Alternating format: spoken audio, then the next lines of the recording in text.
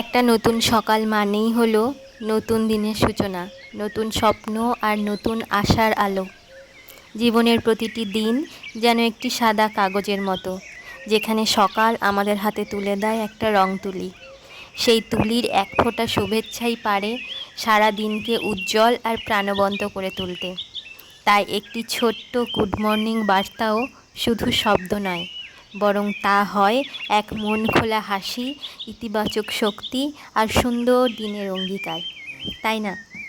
তাই আমি ক্যামেরার এপার থেকে জানাচ্ছি very very very good morning. আশা করছি সবাই খুব ভালো আছেন, সুস্থ আছেন, নিজের মানুষের সাথে আছেন। আর আমিও খুব ভালো আছি। বড়োদেরকে আমার প্রণাম এবং ছোটোদেরকে আমার অনেক ভালোবাসা জানিয়ে আমি আমার আজকের ভিডিওটা শুরু করছি। ভোরের প্রথম আলোর মতো সুন্দর হোক সবার জীবন, এটাই আমার প্রার্থনা ঠাকুরের কাছে। আর আমিও দেখো সকালবেলা উঠে, তোমরা যারা দেখো আর কি দু একজন, তারা জানো যে আমি সাজগোজ করতে ভালোবাসি। তো সকালবেলা উঠেই আমি একটু সাজুগুজু করে নিলাম, একটা সুন্দর শাড়ি পরে নিলাম ব্ল্যাক কালারের, গোল্ডেন পাড় দেওয়া। আর একটুখানি সাজুগুজু করছিলাম, একটু ছাদে যাব, ভিডিও বানাবো সেই কারণেই। আর আমি প্রত্যেকটা ভিডিওতেই বলি যে নিজেকে আগে ভালো রাখতে হবে, যেভাবেই হোক। নিজেকে যদি ভালো রাখতে পারো তাহলে তুমি তোমার চারপাশটাকেও ভালো রাখতে পারবে, তোমার পরিবারের মানুষগুলোকে ভালো রাখতে পারবে। একটা কথা বলি তোমাদের, আমি যে এই যে ভিডিও বানাই না, তো আমার বাড়িতে কেউই জানে না আমি নতুন শুরু করেছি, একদমই নতুন দু একটা ভিডিও বানিয়েছি, সেটা কিন্তু কেউ জানে না। আমার বাবা মা, আমি এখন বাবার বাড়িতে আছি, তো আমার হাজব্যান্ডও জানে না, যেহেতু হাজব্যান্ড বাইরে থাকে। কেউই জানে না আমি নতুন একটা চ্যানেল ওপেন করেছি, বন্ধু বান্ধব আত্মীয় স্বজন কাউকেই জানাইনি। আমি চ্যানেলটা ওপেন করেছি, আমি নিজের মতো ভিডিও বানাই, নিজের মতো ছাড়ি। কাউকে এখনও পর্যন্ত বলিনি যে সাবস্ক্রাইব করো, এই করো ওই করো, একদমই না। যে কজন আমাকে দেখে ভালো লাগলে করবে, না ভালো লাগলে করবে না। আর আমার বাবার বিশেষ করে ভিডিও বানানোতে সত্যি বলছি ভীষণ আপত্তি আছে। তো সেই কারণে বিশেষ করে সব জায়গায় ক্যামেরা নিয়ে ভিডিও করতেও পারি না। তো যতটুকু আমি একাই থাকি, ওই জন্য আমি তেমন কিছু দেখবে আমার ভিডিওতে যে সবাইকে দেখাচ্ছি ফ্যামিলি টাইম, ওগুলো বেশি দেখাই না। আমি নিজেকেই দেখাই বেশি, নিজে যতটুকু করি না করি সেইটুকুই দেখাই। এখনও পর্যন্ত আছে না যে ভিডিও বানানোটা একটা কি বলবো, তেমন কোনো কাজের মধ্যেই পড়ে না। এগুলো বানিয়ে কী হবে, বা আমরা আমাদের পার্সোনাল ব্যাপার কিছু না, নিজেকে দেখিয়ে ক্যামেরার সামনে কি হবে, এরকম একটা চিন্তা ভাবনা। তো যাই হোক, আমিও আর বেশি তর্ক করতে চাই না, বলতেও চাই না, যে যেরকম ভাবছে ভাবুক। অথচ যারা এই ধরনের কথাগুলো বলে না, তারাই কিন্তু সারাদিন দেখো ফোন নিয়ে পড়ে আছে, ফোন ঘাঁটছে, কত করছে। তা কেউ না কেউ তো ভিডিও বানাচ্ছে, সেইগুলো তো তোমরা দেখছো, তাহলে সেইগুলো কি করে ভালো মনে হচ্ছে, আর যদি ভালো না মনে হয় তাহলে সেগুলো বা দেখছো কেন? তো যাই হোক, প্রতিটা মানুষের জীবনেই এক্সাম পেপার আলাদা, পরীক্ষা সত্যি, জীবনের পরীক্ষা সত্যি খুব কঠিন আর বিভিন্ন রকম, একরকম নয়। কারুরটা দেখে কেউ জীবনের পরীক্ষা দিতে পারবে না এটাই আর কি। তো যাই হোক, দেখো আমি এই রেডি হয়ে গেছি, আর ফুল লুকটা তোমাদের সাথেও শেয়ার করে দিলাম। আর এই দেখো ঘরের অবস্থা ভীষণ খারাপ, চারদিকে জিনিসপত্র ছড়িয়ে কি হয়ে আছে। আমি আগের ভিডিওটাতে দেখিয়েছিলাম যে আমার মামি আর বোন, ওরা দুজন আমার কাছে সাজতে এসেছিলো, তো সেই যে ছড়ানো হয়েছে সেই তখন থেকে ছড়িয়েই পড়ে আছে, গোছানো হয়নি, আর আজকে গোছাবো। আর এই দেখো, আমি বলি না যে ভোরের অ্যালার্ম ক্লক, এই দেখো এই পাখিগুলো জানলায় এসে প্রতিদিন ঢুকবে, দেখে নাও। আর যেহেতু বাইরে থেকে ভেতরটা কিচ্ছু দেখা যায় না, পুরো কালো দেখা যায়, তো ওই জন্য ওরাও দেখতে পায় না। আমি একদম দেখো কত কাছ থেকে ভিডিও বানাচ্ছি, তাও ওরাও কিছু বুঝতেই পারছে না। একদম আমি জানলার সাথে সেটে দেখো ভিডিও করছি, তাও বুঝতেই পারছে না ওরা। ওই জন্য সকালটা আরও বিশেষ করে স্পেশাল হয়ে যায়, মনটা সত্যি ভালো হয়ে যায়। কিচির মিচির করতেই আছে খুব ভালো লাগে। তো যাই হোক, আমার ছাদ থেকে ঘুরে আসা হয়ে গেল, সেটা তোমাদের সাথে শেয়ার করতে পারিনি, যেহেতু মানে আমার মাথায় ওটাই ঘুরছিল যে ঘরটা পুরো একদম মানে ছড়িয়ে আছে, মেসি হয়ে আছে, গিয়ে গোছাতে হবে। তো এসে ঘর গোছানো শুরু করে দিলাম।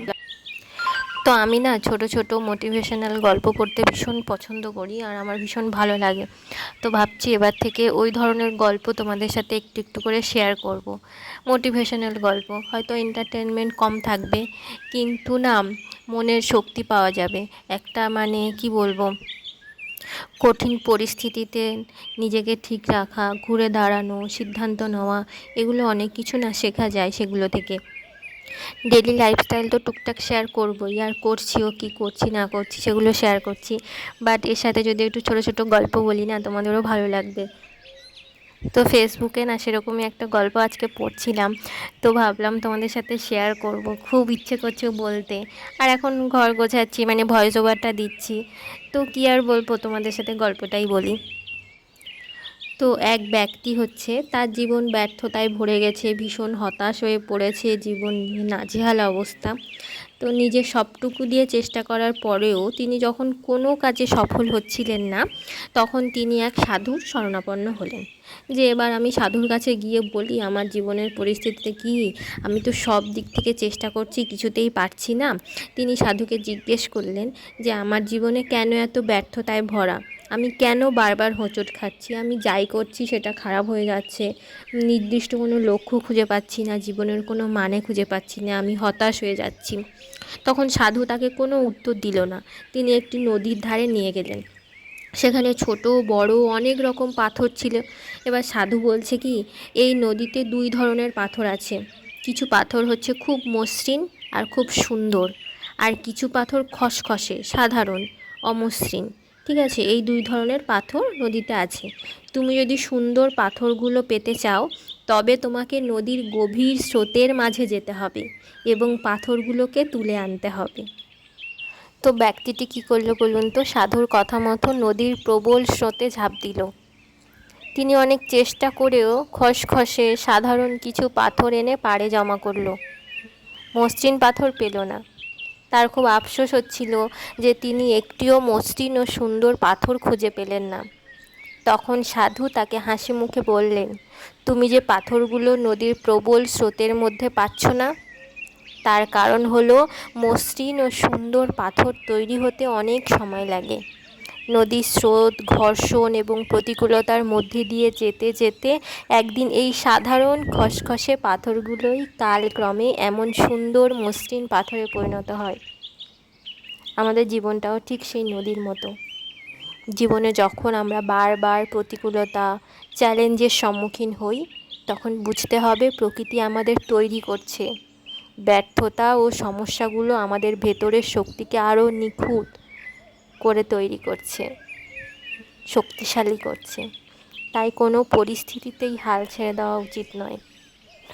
তো যাই হোক, একটা ছোট্ট গল্প শেয়ার করলাম জীবন নিয়ে, ভালো থাকা নিয়ে, সুস্থভাবে বাঁচা নিয়ে। তো দেখতে দেখতে দেখো ঘরটা মোটামুটি গুছিয়ে ফেলেছি, মানে কিন্তু একদম প্রপারলি গোছানো হয়নি, আর ওটা এখন গোছাবো না। মোটামুটি যতটুকু যা ছড়িয়েছিলাম আমি, তো সেটা গুছিয়ে ফেলেছি, মা অন্তত আমাকে আর বকবে না।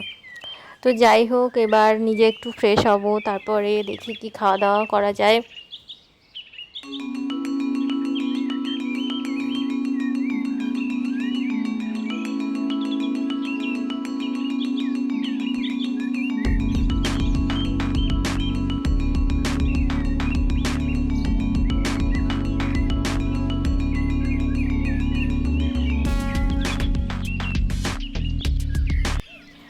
তো রান্নাঘরে এসে দেখি আমার ভাত বেড়ে একদম ঢাকা দিয়ে রেখেছে মা। আমাকে অনেকবার ডাকছিল, বাট আমি ঘরটর গুছাচ্ছিলাম বলে আসতে একটু দেরি হয়ে গেছে। তো এবার আমি খাওয়া দাওয়াটা করে নিলাম। তারপর দেখো, এটা হচ্ছে বিকালবেলা, আর জেঠুদের বাড়ি। বিকালবেলা কি করব, সারাদিন ঘরে একা একা, তো জেঠিমাও বসে থাকে একা একাই, মানে জেঠিমা একটু অসুস্থ আর কি, হাঁটাচলা তেমন করতে পারে না। এই যে দেখো, তো আমি গেছি, বলছে চল লুডো খেলি। তো আমরা দুজন ওই জন্য লুডো নিয়ে এই যে বসে পড়েছি লুডো খেলতে। দুবার লুডো খেললাম, তারপর সন্ধে হয়ে গেল, তো বাড়ি চলে এসেছিলাম। তো এই হচ্ছে আজকে আমার সারাটা দিন। তো আমি বারবারই বলি আমি একদমই নতুন। যদি কেউ আমার ভিডিওটা এখনও পর্যন্ত দেখে থাকো তাহলে বলো আমার কি কি ঠিক করা উচিত, মানে আরও ভালোভাবে ভিডিও বানানোর জন্য। যদি ভালো লাগে একটা লাইক করে দিও। সবাই ভালো থেকো, সুস্থ থেকো, টাটা।